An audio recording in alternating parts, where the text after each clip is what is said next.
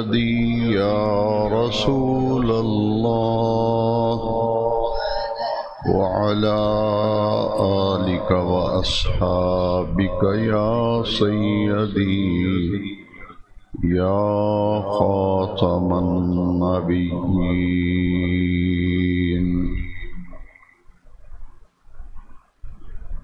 اللہ تبارک و تعالی کا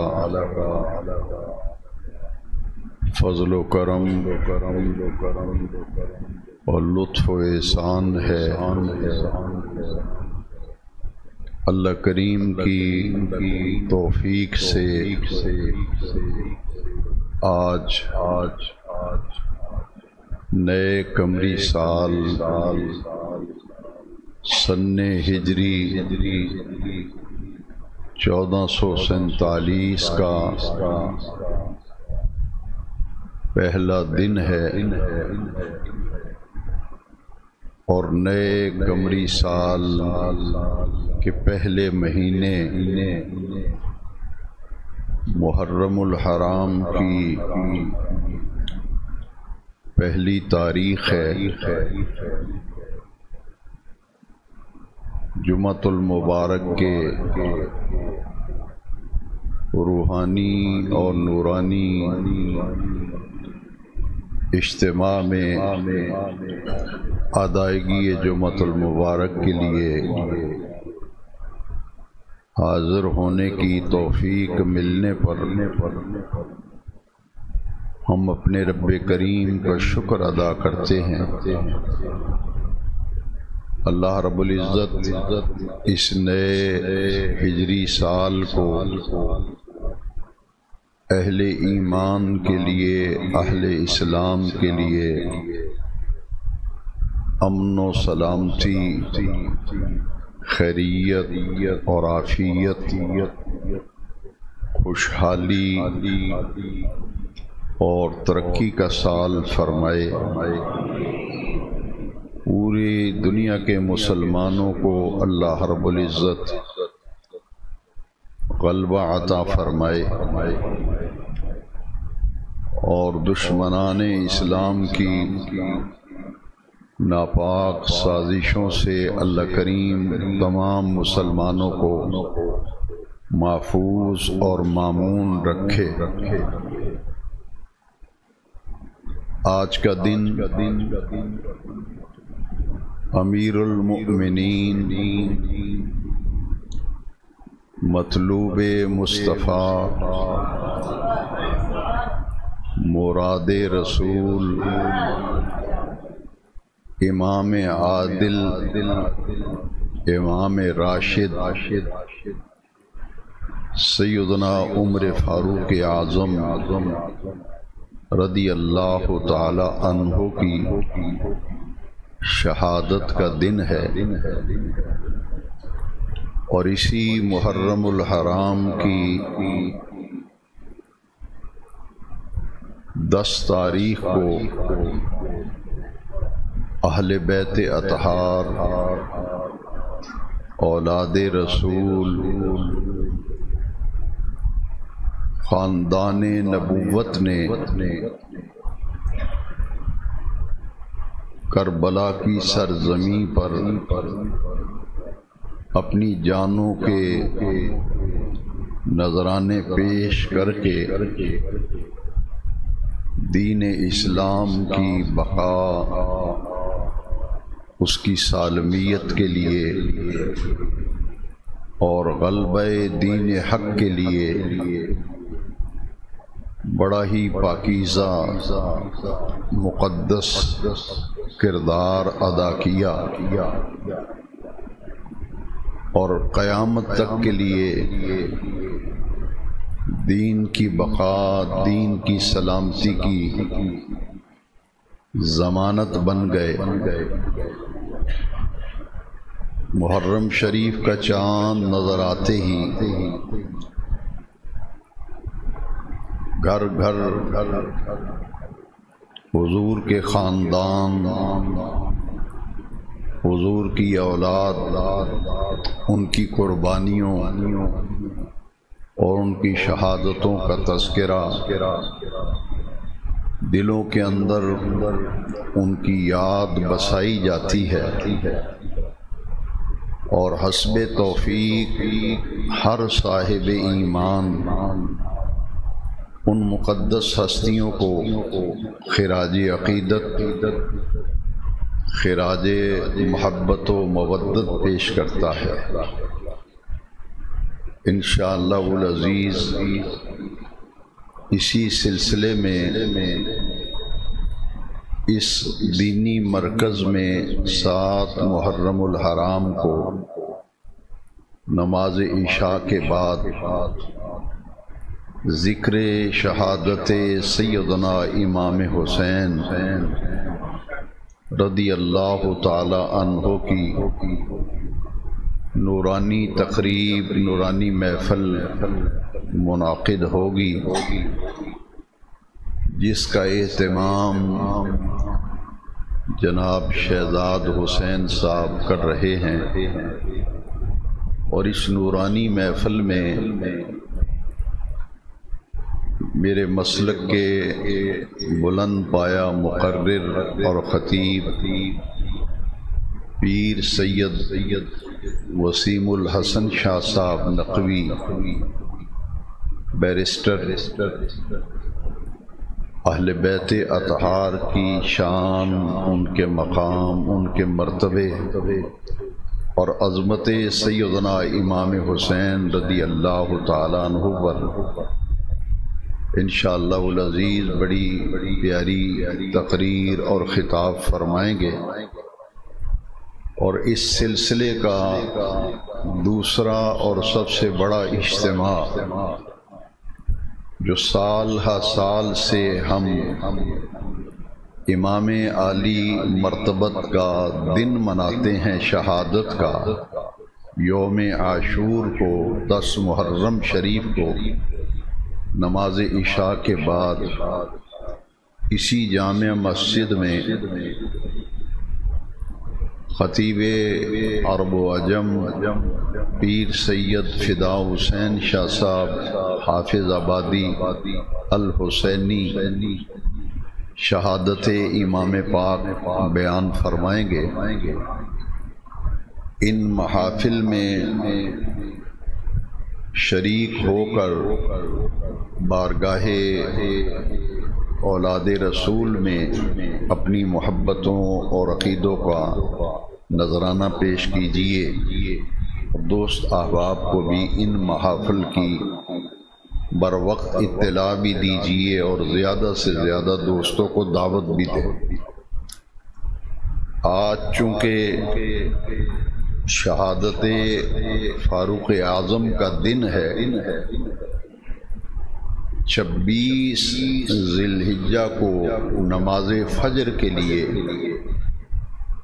حضرت عمر فاروق اعظم رضی اللہ تعالیٰ عنہ مدینہ منورہ میں مسجد نبوی شریف کے محراب میں اقامت ہو جانے کے بعد تکبیر تحریمہ کہہ کر ابھی آپ نے ہاتھ باندھے ہی تھے کہ آپ پر ابو لولو فیروز مجوسی کافر نے خنجر کے ساتھ قاتلانہ حملہ کیا، اور وہ خنجر آپ کے پیٹ میں لگا، جس کی وجہ سے آپ شدید زخمی ہو کر محراب نبوی میں حضور کے مصلی پر عین نماز کی حالت میں زمین پر تشریف فرما ہوئے، اور ان کا قاتل جو ہے اس کو پکڑنے کے لیے ایک کمبل اس پہ پھینکا گیا تاکہ کمبل میں الجھے گا تو اسے ہم پکڑ لیں گے۔ اس کو پکڑنے کے لیے جب صحابہ کرام آگے بڑھے تو اس کے ہاتھ میں چونکہ خنجر تھا، تو ایک شخص کے ذہن میں یہ ترکیب آئی، اس نے بڑا سا کمبل اس کے اوپر ایسے پھینکا جس کمبل میں وہ الجھ گیا اور پکڑا گیا۔ جیسے ہی پکڑا گیا اس نے اپنے آپ کو خنجر مار کر خودکشی کر لی۔ عین اسی موقع پر اس نے خودکشی کی، وہ موت کے گھاٹ اتر گیا۔ 26 ذی الحجہ کو حضرت عمر فاروق اعظم شدید زخمی ہوئے۔ بدھ کا دن تھا، 3 دن بدھ، جمعرات اور جمعہ، 3 دن شدید زخمی حالت میں آپ رہے، اور آپ کی نماز جنازہ پڑھ کے شہادت کے بعد قبر تیار کر کے جب آپ کو دفن کیا گیا تو محرم الحرام کی پہلی تاریخ تھی۔ آپ کی نماز جنازہ حضرت صہیب رضی اللہ تعالیٰ عنہ نے پڑھائی،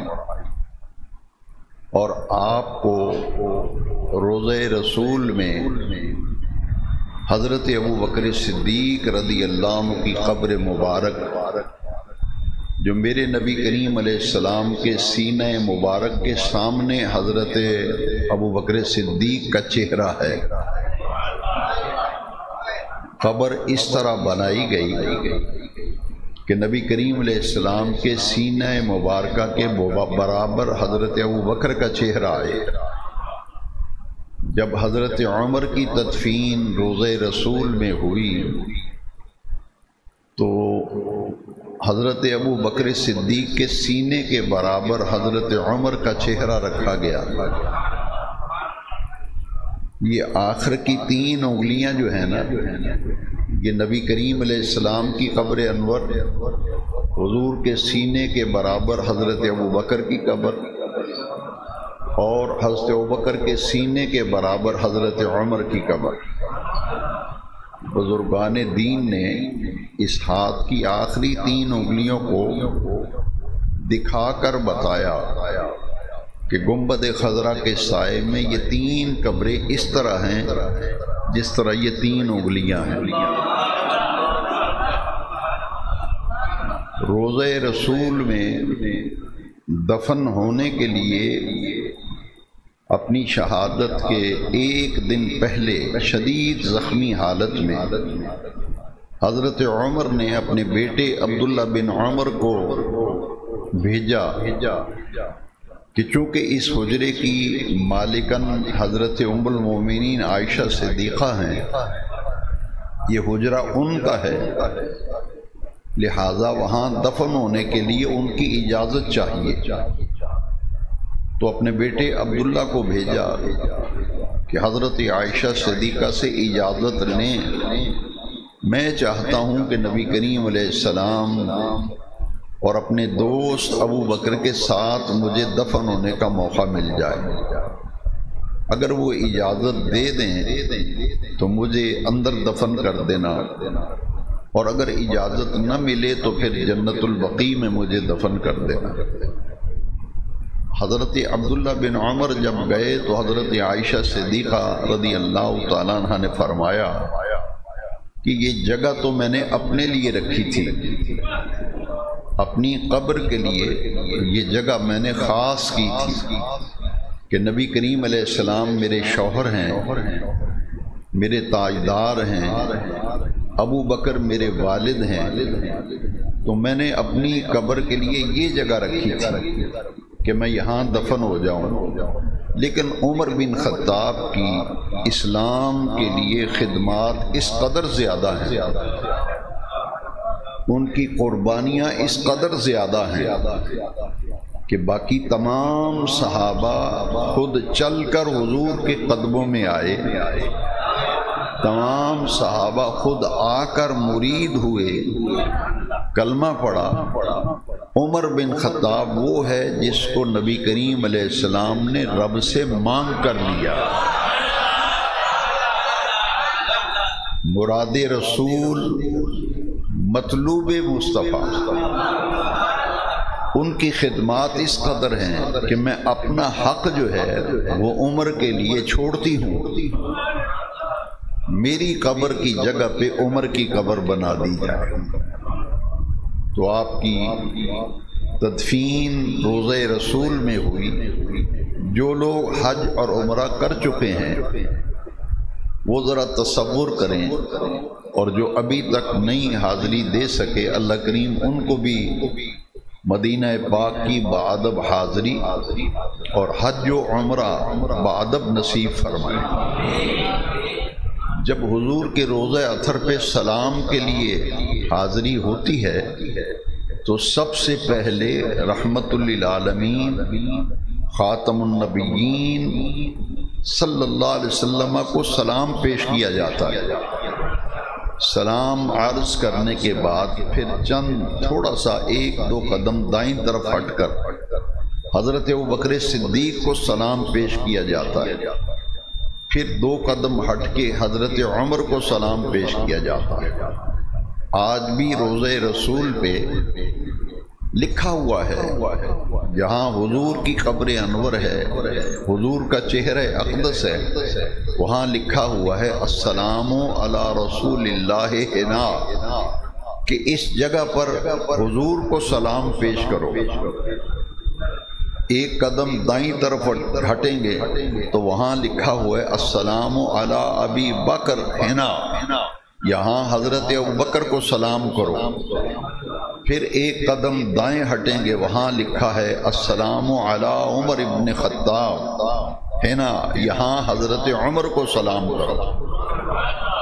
یہ قبر رسول میں جو حضرت ابوبکر حضرت عمر کو ان کا قرب نصیب ہوا، اپنے ساتھ قبر میں بھی حضور نے انہیں سلایا۔ اس پر ایک حدیث شریف میں چاہتا ہوں کہ میرے تمام سامعین اس کے پس منظر کو حدیث کی روشنی میں سمجھیں، حدیث کی روشنی میں سمجھیں۔ مسجد نبوی شریف میں حضور ایک دن تشریف لائے اور آپ کی دائیں طرف ابوبکر صدیق تھے، بائیں حضرت عمر تھے۔ ایک ہاتھ تاجدار کائنات کا خاتم الانبیاء علیہ تحیت و ثنا کا ایک دست اقدس ابو بکر کے کندھے پہ، ایک عمر بن خطاب کے کندھے پہ۔ تو حضور مسجد نبوی میں داخل ہوئے، جتنے بھی موجودین اور حاضرین صحابہ کرام تھے سب کے چہرے مسکرانے لگے اور تمتما اٹھے کہ یہ دو اتنے خوش نصیب ہیں کہ دونوں کو نبی نور و رحمت نے، تاجدار کائنات، رسول الثقلین، سرور کونین نے اپنی آغوش میں لیا ہوا ہے۔ اتنی شفقت، اتنی رافت، اتنا پیار کہ حضور نے دونوں کو اپنی آغوش میں لیا ہوا ہے۔ صحابہ کو جب دیکھا کہ یہ تو بڑے خوش ہو رہے ہیں تو نبی کریم علیہ السلام نے پوچھا کہ آج بہت خوش ہو، معاملہ کیا ہے، ماجرا کیا ہے؟ صحابہ کرام نے عرض کیا حضور جتنی نورانیت و روحانیت آج ہم دیکھ رہے ہیں اور جتنا پرکیف اور دیدہ زیب منظر آج ہم نے دیکھا ہے، اس سے پہلے آج تک ہم نے یہ منظر کبھی دیکھا ہی نہیں۔ آپ کے جلوہ زیبا سے تو روزانہ لطف اندوز ہوتے ہیں اور سرور اور کیف روزانہ حاصل کرتے ہیں، مگر آج تو مزہ ہی کچھ اور آیا ہے۔ نبی کریم علیہ السلام نے پوچھا کہ بتاؤ تم اتنے خوش آج کیوں ہو، کیا دیکھا ہے تم نے؟ حضور یہ منظر زندگی بھر نہیں بھولے گا کہ آپ کی ایک طرف ابو بکر ہیں، ایک طرف عمر ہیں، اور ایک دست رحمت ابو بکر کے کندھے پہ، ایک عمر بن خطاب کے کندھے پہ۔ میرے نبی کریم علیہ السلام نے جو جملے ارشاد فرمائے، میں یہ سمجھتا ہوں کہ مناقب فاروق اعظم میں یہ چوٹی کی حدیث ہے، لیکن اسے سمجھنے کے لیے تھوڑی سی توجہ کی ضرورت ہے۔ حضور نے فرمایا تم ہمیں یہاں دیکھ کے خوش ہو رہے ہو، یہاں دیکھ کے خوش ہو رہے ہو، فرمایا ہاقذا نبعث یوم القیامہ، جب قیامت آئے گی ہم اپنی قبروں سے باہر آ کر میدان معاشر میں جائیں گے، اس وقت بھی ابو بکر میری دائیں طرف ہوگا، بائیں میرے عمر بن خطاب ہوگا۔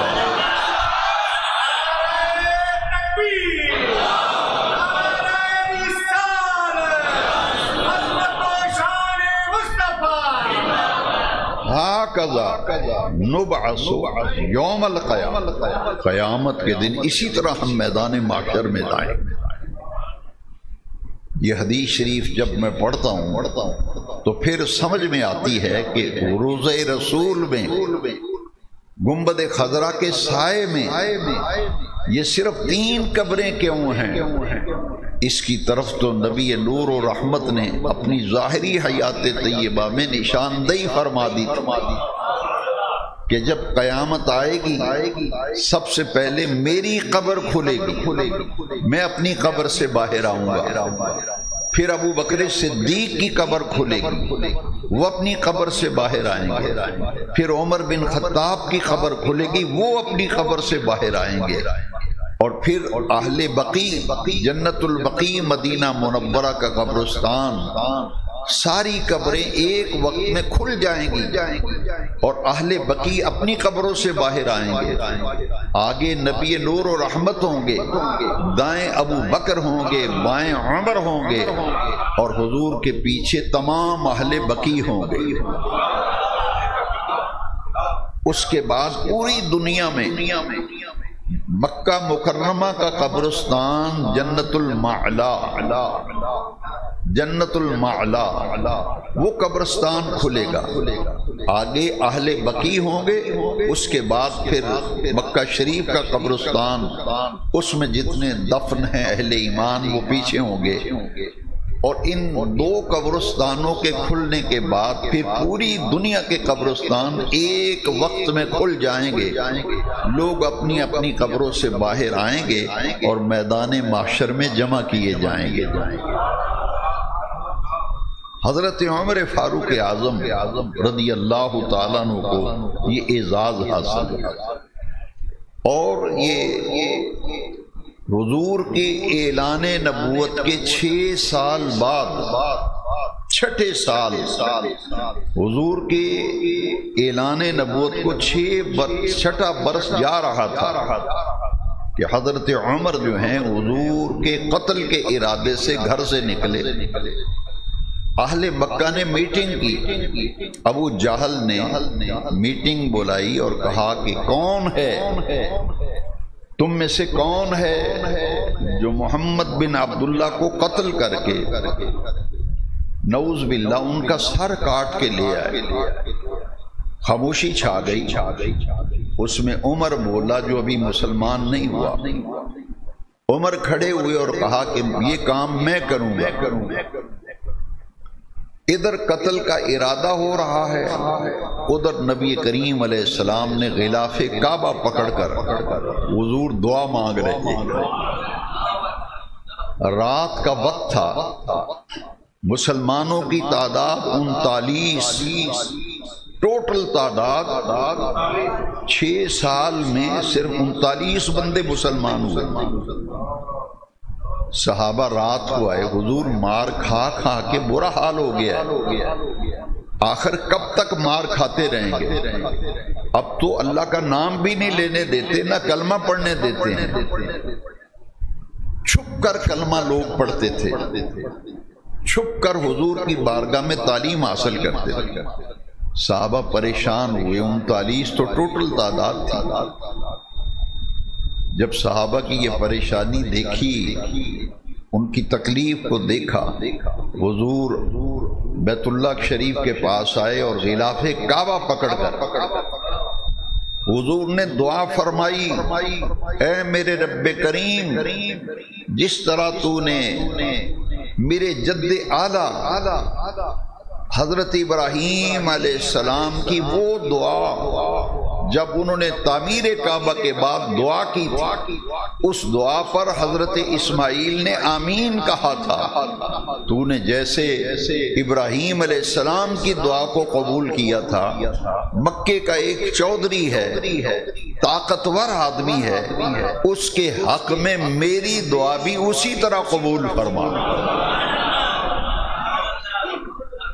کعبے کا غلاف پکڑ کر پھر حضور نے آبیدہ ہو کر دعا مانگی، اللہم اعز الاسلام بعمر بن الخطاب خاصتا، اے رب کریم اسلام کمزور ہے، تیرا نام نہیں لینے دیتے کفار مکہ، کلمہ نہیں پڑھنے دیتے، باری تعالیٰ اسلام کو طاقتور بنا، اسلام کو قوت عطا کر، اسلام کو غلبہ عطا کر بعمر ابن الخطاب، اور اسلام کے طاقتور ہونے کا ذریعہ خطاب کے بیٹے عمر کو بنا دے۔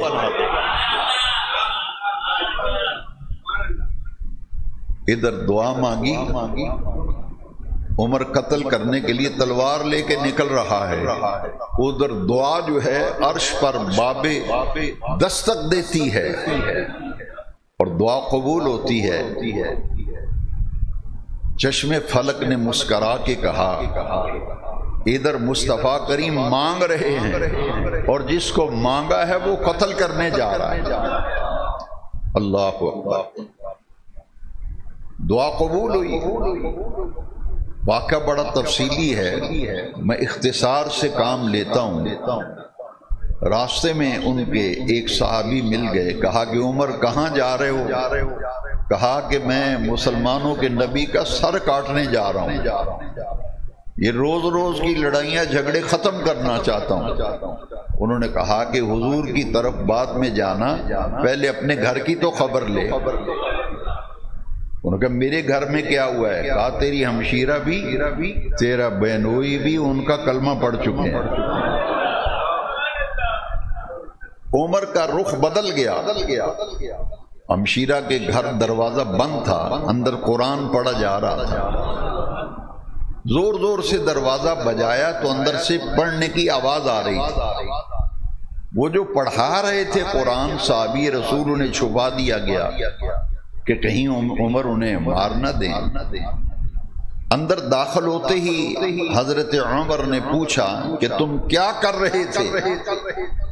ہمشیرہ نے بڑی جرأت سے آنکھوں میں آنکھیں ڈال کے کہا کہ اللہ کا قرآن پڑھ رہے تھے۔ اتنا مارا اپنی ہمشیرہ کو، لو لہان کر دیا۔ بہنوئی آگے بڑا چھڑانے کے لیے اسے بھی مارا اور لو لہان کر دیا۔ ہمشیرہ نے کہا کہ بھائی عمر ایک بات دل پہ لکھ لے، جو سزا دینی ہے دے لے، جسم کے ٹکڑے ٹکڑے بھی ہو جائیں، اس دل میں محمد عربی بستا ہے۔ اب دنیا کی کوئی طاقت نبی نور و رحمت کی محبت اس دل سے نکال نہیں سکتا۔ ادھر دعا مانگی گئی تھی نا، اللہ اسلام کو طاقتور بناؤ عمر کے ذریعے، عمر مجھے دے دے۔ اب دیکھیے عمر نے کہا اتنی مار کھا کے پھر انہی کا نام لیتے ہیں، دل پہ چوٹ لگی نا۔ عمر نے کہا کہ لاؤ مجھے بھی سناؤ کیا پڑھ رہے تھے، مجھے بھی سناؤ۔ وہ جو صحابی چھپائے ہوئے تھے وہ آئے، انہوں نے قرآن شریف کی آیت کریمہ پڑھی، طٰہٰ ما انزلنا علیک القرآن لتشقی، کہ محبوب قرآن اس لیے تو نہیں اتارا تھا کہ آپ مشقت میں پڑ جائیں، آپ ساری رات قیام فرماتے ہیں، حتیٰ قد تورمت قدماہ، کہ آپ کے پاؤں پر ورم آ جاتا ہے۔ محبوب اس لیے قرآن نہیں اتارا تھا کہ اتنی تکلیف اٹھائیں کہ آپ کے قدموں پر آنے والی سوجن ورم مجھے نظر آ رہا۔ عمر بن خطاب نے کہا کہ محمد کے رب کو، ابھی چونکہ مسلمان نہیں ہوئے نا تو لبو لہجہ وہی تھا، محمد کے رب کو محمد سے اتنا پیار ہے، اتنا پیار ہے کہ وہ اپنے پیارے محمد سے کہہ رہا ہے طٰہٰ ما انزلنا علیک القرآن لتشقیٰ۔ دل پہ چوٹ لگی نا تو عمر کہتے ہیں مجھے لے چلو حضور کے پاس، مجھے لے چلو حضور کے پاس۔ حضرت عمر کی ہمشیرہ نے کہا کہ تو ناپاک ہے، قرآن پاک ہے، تو ناپاک ہے، محمد پاک ہے، پہلے غسل کروایا، کپڑے تبدیل کروائے، اور دل چونکہ بدل چکا تھا، دعا قبول ہو چکی تھی، لیکن حالت وہی تھی، تلوار چونکہ ہاتھ میں پکڑی تھی۔ حضرت امیر حمزہ رضی اللہ تعالیٰ حضور کے چچا دروازے پہ پہرا دے رہے تھے۔ یہ دو طاقتور چودھری تھے مکے میں، حضور کے چچا حمزہ بن عبد المطلب اور عمر بن خطاب۔ ان کا نام آ جاتا تھا لوگ خاموش ہو جاتے تھے کہ نہ بھائی نہ حمزہ کی بات ہے، نہ بھائی نہ عمر بن خطاب کی بات ہے۔ اسی لیے رب سے مانگ کے لیا تھا نا، اسلام کو پھیلانے کے لیے، دین کے کام کے لیے اسی طاقتور بندے کا بھی ساتھ ہونا ضروری ہے۔ اس لیے دعا مانگی اللہم اعز الاسلام بعمر بن الخطاب خاصتا، اسلام کمزور ہے، اللہ اسے طاقتور بنا، اور اس کا ذریعہ خطاب کے بیٹے عمر کو کرو۔ وہ چونکہ پہرا دے رہے تھے حضرت حمزہ بن عبد المطلب، انہوں نے سوراخ میں دیکھا کہ باہر عمر ہے، تلوار ہاتھ میں پکڑی ہے، لگتا اس کا ارادہ اچھا نہیں۔ عرض کی حضور عمر ہے دروازے پہ اور برہنہ تلوار پکڑی ہوئی ہے، لگتا ہے اس کا ارادہ اچھا نہیں۔ حضور نے فرمایا دروازہ کھول دو، میں نے عمر کو رب سے مانگ کے لیا ہے۔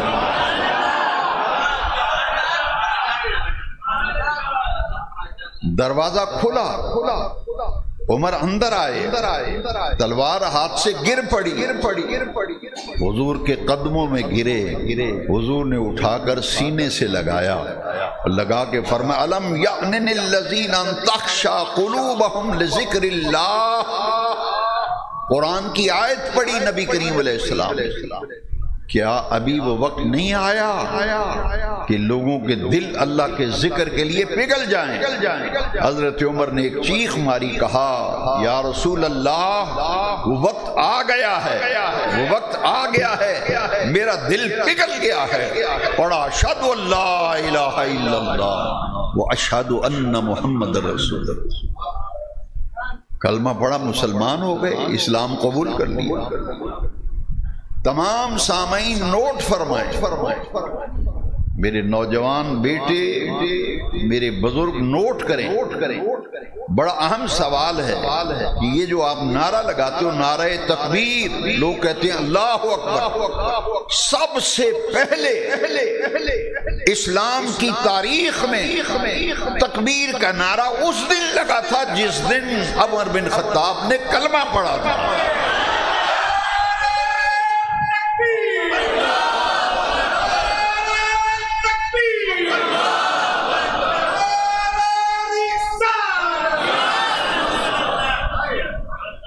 تاریخ میں پہلی مرتبہ کلمہ نعرہ تکبیر اس دن لگا، اتنی آواز سے نعرہ لگا اللہ اکبر، پورے مکے میں یہ آواز پہنچی۔ ابو جہل گھر میں بیٹھا انتظار کر رہا ہے کہ عمر آ رہا ہے محمد بن عبداللہ کا سر لے کر۔ جب مکے کی فضاؤں میں کلبے کی گونج اس کے کانوں تک پہنچی، اس نے کہا لگتا ہے عمر دا بھی کم ہو گیا جی۔ لیکن بڑا نازک دور ہے، لوگ باتیں کرنے سے باز نہیں آتے۔ مجھے ایک بندے نے کہا کہ اس دن تو لگا تھا نعرہ تکبیر، تو نعرہ رسالت کیوں نہیں لگا تھا؟ میں نے کہا اس لیے کہ اگر نعرہ رسالت لگتا نا لوگوں نے کہنا تھا کہ محمد اپنے نعرے خود لگوا رہا ہے، اپنے نعرے دشمن ہے نا۔ رب نے فرمایا محبوب تو میرا نعرہ لگا، زندگی بھر تیرے نعرے لگانے کے لیے عمر آ رہا ہے۔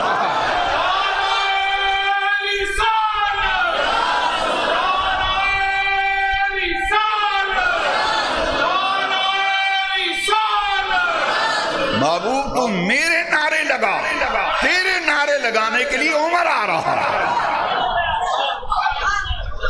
اللہم اعز الاسلام بعمر بن الخطاب، رب سے مانگ کے لیا۔ اور عمر بن خطاب وہ ہے اعلان نبوت کے 6 سال اسلام لائے۔ ٹوٹل کتنے مسلمان تھے؟ 39۔ 40ویں نمبر پہ عمر کلمہ پڑھتے ہیں۔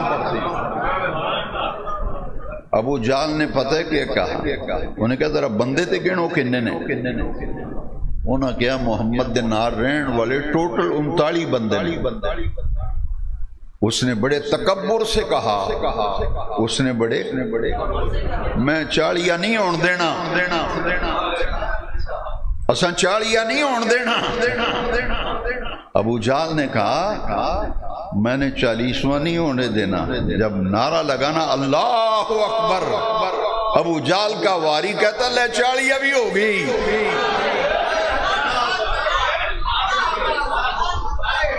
ہو گئی 40۔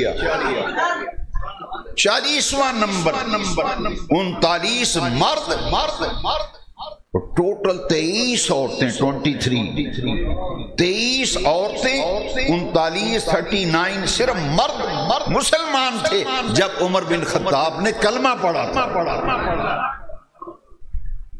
اور دعا کیا مانگی تھی؟ اللہ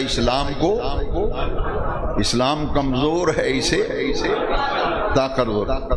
لو سنو، حضرت عمر کے نام کے ساتھ ساری دنیا پڑھتی بھی ہے، کہتی بھی ہے فاروق اعظم، فاروق اعظم، فاروق اعظم۔ پتا کسی کو کچھ نہیں کہ لقب کب ملا تھا، کس نے دیا تھا۔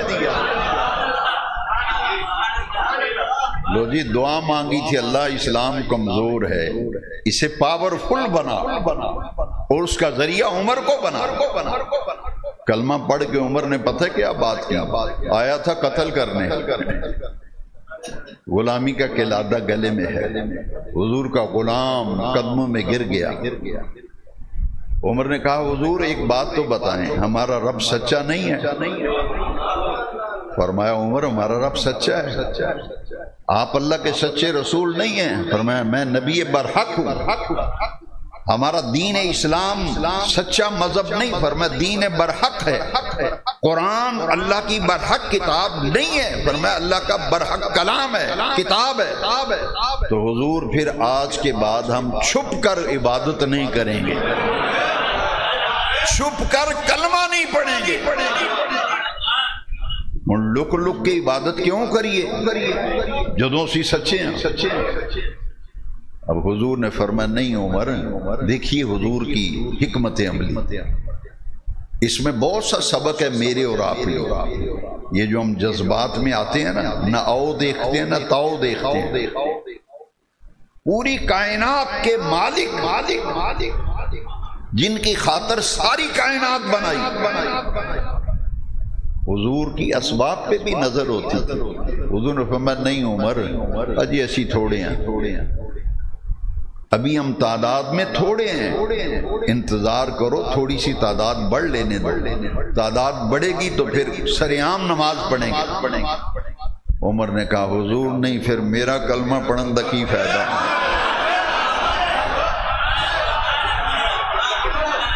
آپ ہی تے مانگ کے لے آجے، خود ہی رب سے مانگ کے لیا ہے۔ اللہ کعبے کا غلاف پکڑ کے مانگا، اللہ عمر مجھے دے دے، میرا اسلام کمزور ہے، اسے طاقتور بنا۔ حضور آج کے بعد ہم نہ چھپ کر نماز پڑھیں گے نہ کلمہ پڑھیں گے، علل اعلان کلمہ بھی پڑھیں گے، نماز بھی پڑھیں گے، اللہ کا نام بھی جپیں گے۔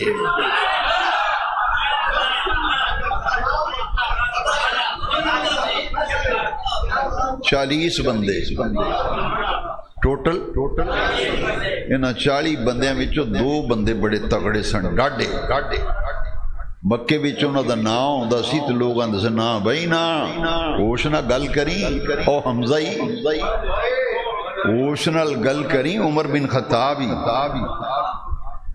20 آدمی ایک صف میں، 20 آدمی ایک صف میں، 2 صفیں، کتنی صفیں؟ 2 صفیں، ایک صف میں سب سے آگے حمزہ بن عبد المطلب اور ایک لائن میں سب سے آگے خطاب کا بیٹا عمر۔ فرشتے دیکھ کے مسکرا رہے ہیں، فرشتے دیکھ کے مسکرا رہے ہیں۔ جب مکے کی گلی میں نکلے نا، عمر نے تلوار پکڑی ایسے اونچی کی ہوئی، کہا او اہل مکہ، جس نے بیوی نو بیوہ کرانا ہے تے بچیاں نو یتیم کرانا ہے، آؤ جدے بھی طاقت محمد پاک نو روکو نماز پڑھن تو، اے چلے ہیں حرم پڑھن لگیاں نماز، کلمہ پڑھن لگیاں، کسی بھی جرت طاقت ہے تے عمر نو روکو جا کے۔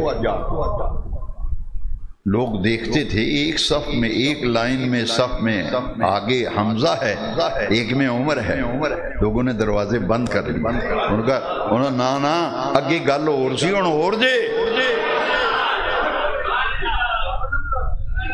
انہوں نے کہا اگے گل اور سی چودھری ہن گل ہو رہی، وہ حمزہ بھی نال لگ گئی تے عمر بھی نال لگ گئی۔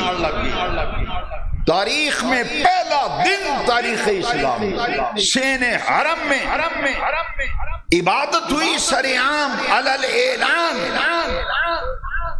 جب اعلان سرعام علل اعلان عبادت ہوئی نا کعبے کے سائے میں، حضور نے فرمایا عمر آج حق اور باطل میں فرق ہو گیا، سچ اور جھوٹ میں فرق ہو گیا۔ فرمایا تو فاروق ہے، فاروق حق اور باطل میں فرق کرنے والا۔ فاروق کا معنی ہے حق اور باطل میں۔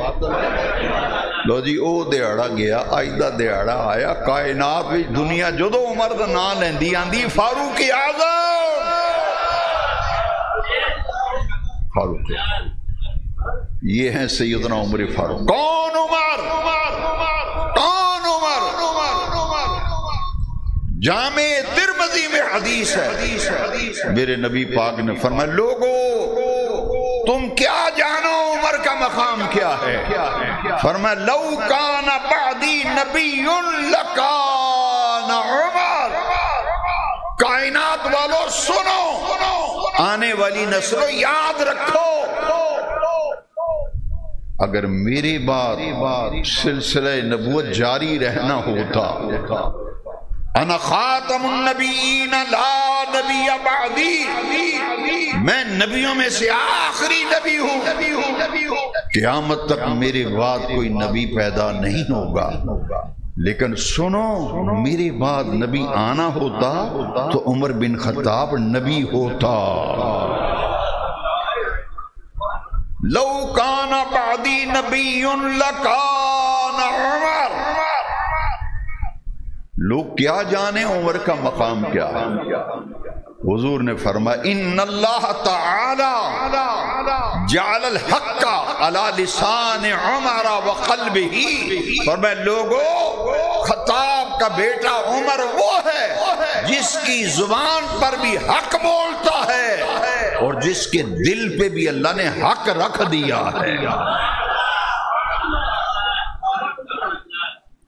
نبی کائنات، نبی نور و رحمت، سرور کونین، تاجدار کائنات، رسول الثقلین فرماتے ہیں لوگوں عمر کی زبان پر جب بھی کوئی بات نکلتی ہے تو حق بولتا ہے، اس کے دل میں جو بات آتی ہے وہ حق ہوتی ہے۔ یہ ہے عمر بن خطاب۔ اور اگر موافقات عمر کی بات نہ کی جائے تو فضائل عمر اور مناقب اور شان عمر سمجھ میں نہیں آتے لوگوں۔ عمر بن خطاب وہ ہے، ادھر عمر رائے دیتا تھا، تجویز رائے حضور کو پیش کرتے تھے، ادھر قرآن کی آیت آ جاتی تھی۔